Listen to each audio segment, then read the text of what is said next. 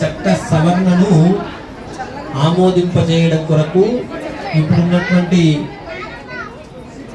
భాజపా ప్రభుత్వం ఒక కొత్త చట్టాన్ని రూపొందించింది. దీని మీద ఎవరికైనా అవగాహన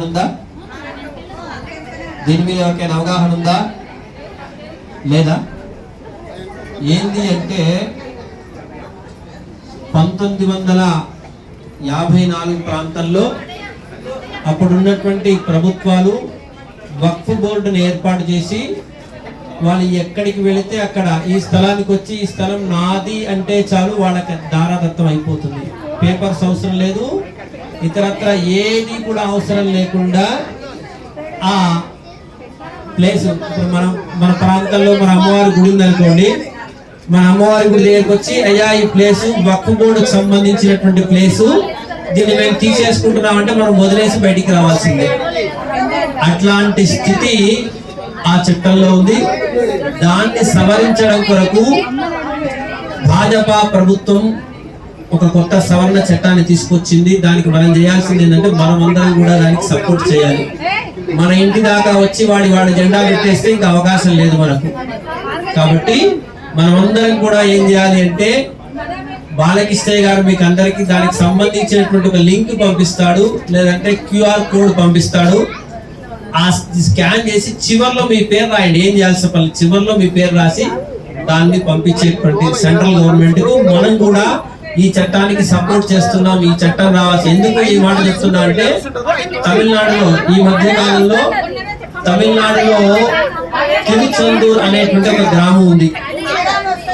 ఆ గ్రామంలో 2000 ఏళ్లకు పైగా ఉన్నటువంటి ఒక దేవాలయం ఉంది. దానికి సుమారుగా 1500 ఎకరాల స్థలం ఉంది.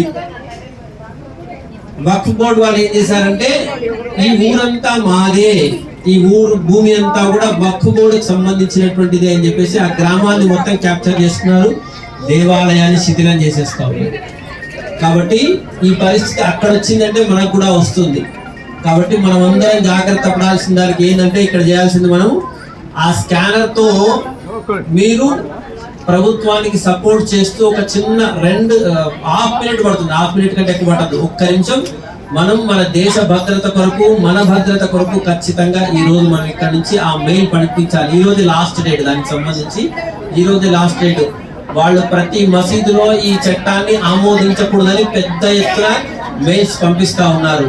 అనేక రకాలుగా వాళ్ళకి సంబంధించినటువంటి సంఘటనలన్నీ కూడా చేస్తా ఉన్నారు. మనం మాత్రం ఎక్కడ స్పందించుకోలేకపోతా ఉన్నాం. కాబట్టి దయచేసి మీరందరూ వచ్చినటువంటి వాళ్ళు, వాట్సాప్ ఉన్న వాళ్ళు ప్రతి వాళ్ళకి ఈమెయిల్ ఐడి ఉంటుంది. కాబట్టి ఆ స్కానరు మీ అందరికీ పాస్ ఆన్ చేస్తారు.